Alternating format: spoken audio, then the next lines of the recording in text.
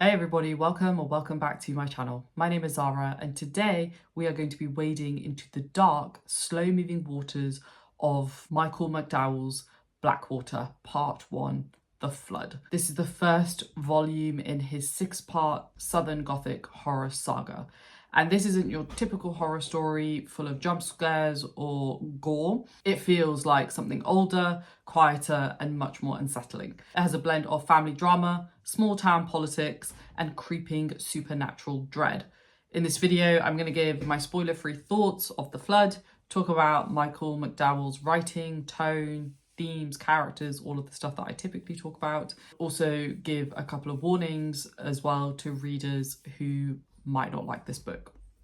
So let's get started. So very quick, spoiler-free plot summary.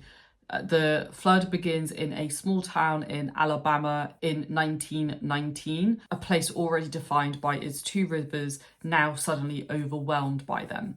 There is a massive flood that changes everything, forcing the townspeople to rebuild their lives from the ground up.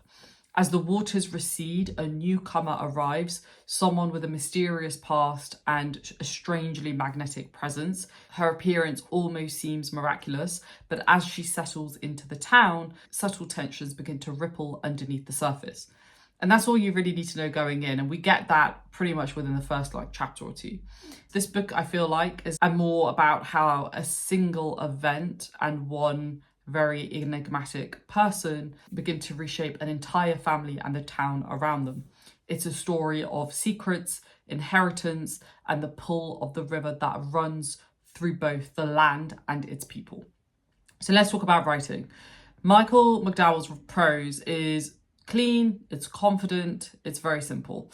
And he doesn't waste words. It's very minimalistic, his writing style, which I actually generally prefer in my writing, and every line feels practical and deliberate, which makes the moments of horror hit harder because they have nowhere to hide. He writes the South not as a backdrop, it is almost like a living character in itself, humid, decaying, and beautiful in its own way. You can smell the river water, hear the noises of the town, feel the weight of the air. What's remarkable is how McDowell balances realism and the uncanny. Ordinary life, meals, gossip, family obligations, business run side by side with a quiet, supernatural unease. His style isn't flowery or overwritten, which, as I said, I love that in my writing. It's very grounded and it does actually feel quite cinematic as a result of that. And I don't think that's an accident. I believe McDowell actually wrote screenplays himself for Beetlejuice and The Nightmare Before Christmas, and you can sense that storyteller's eye for rhythm and atmosphere throughout The Flood. The tone of The Flood is pure Southern Gothic. It's very polite on the surface, but full of rot underneath. It's not loud horror, it's, as I mentioned, it's slow, it's patient, and it's very kind of moody as well. The first few chapters do take their time, letting you settle into the small town rhythm before anything strange intrudes, which is why I actually think the start of this book is super effective. I think some people will find that very slow, but I think it works to show how the town evolves over time. He's also building the dread quietly through glances, silences, and social tension. The story moves almost like a river after rain. It's deceptively calm on top, but it is full of hidden currents underneath.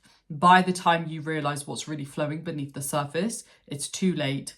You are already caught up in it, just like the characters are. Let's talk a little bit characters. I'm actually not going to talk about any specific individuals because this is like a saga, right? There's 6 books in total. They're about 250 pages each.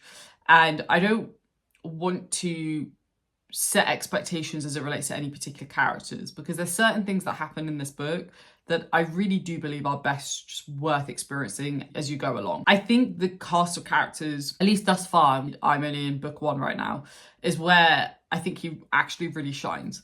Because at the heart of this novel, there is a wealthy Southern family. They're proud, they're complicated, and they are tangled in their own traditions.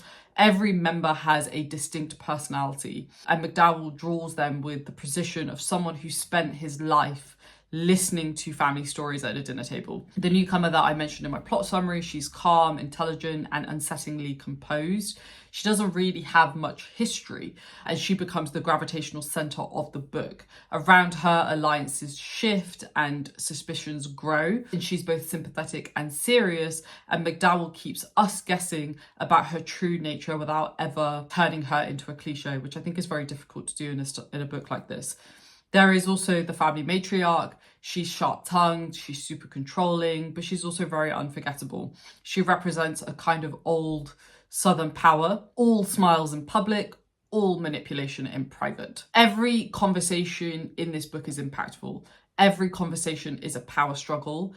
Every polite gesture hides a motive, and it's character work that is incredibly sinister. Particularly because it's so quiet. Now let's move on to themes. At its core, I think this book is really about change, natural, emotional, and generational. The literal flood at the start mirrors the deeper upheavals that follow. McDowell explores how families adapt or even fail to adapt when something uncontrollable enters their lives. It's also about the pull between control and surrender. The town tries to tame nature. The family tries to maintain order. The newcomer brings something that refuses to be contained or controlled. There's a constant sense of the South as a place haunted not necessarily by ghosts, but by tradition, hierarchy, and unspoken history.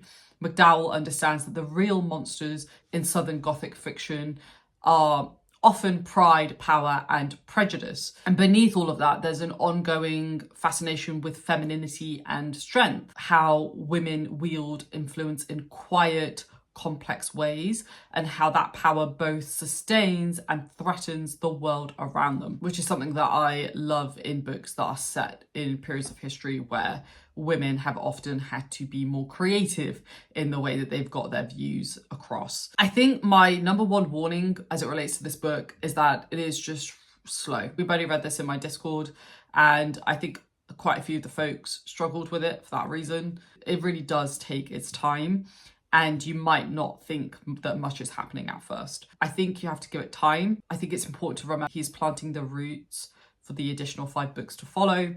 And I think once we sink into his rhythm, like we do by the end of the book, in my opinion, you can start to feel the tension building even in the smallest of interactions. Also, because it's set in the early 1900s Deep South, the social structures and attitudes do reflect that time, sometimes uncomfortably so, but I think they are portrayed with a certain level of accuracy. And just because he's writing about it doesn't necessarily mean he's endorsing those attitudes, obviously. There is actually a really interesting trigger warning at the beginning of the book that refers to this. But yeah, I think the key thing is go into it expecting a slow build up. Don't expect a book that's going to be bang, bang, bang from the first page. So those are a couple of my initial thoughts. I will be doing another video as I make my way throughout this saga, because I think my views are probably going to change a bit because I've heard that he really picks up the ante in the next couple of books. I just think this is a really great start to the series. I fully expected that it was going to be slow, so for me it wasn't really an issue. But I think if you like books that kind of have a very strong Gothic element, have complex family dynamics, and horror that creeps in rather than, you know, it's super obvious, then I think this is absolutely worth your time. I will probably read the next 2 books first, and then I'll probably do another video kind of telling you kind of how it's been up until the halfway point and whether I'm going to continue. But at the very least right now, I'm super excited to see where it goes. I've not met a ton of people who've actually read this book, this series, Michael McDowell in general. There's another one of his books called Gilded Needles that I actually purchased like 2 years ago, and I totally forgot that I had it, that I really want to read as well. So he's an author that's been on my radar for a while. I just forgot that he was. Really curious if anybody's read this series or any of his other books. Let me know down below in the comments, because I'm super kind of interested to hear what folks think, because as I said, I've not really met many people who have, and I'll see you in my next video. Thanks for watching, folks. If you liked it, please do give it a thumbs up, and I'll see you very, very soon.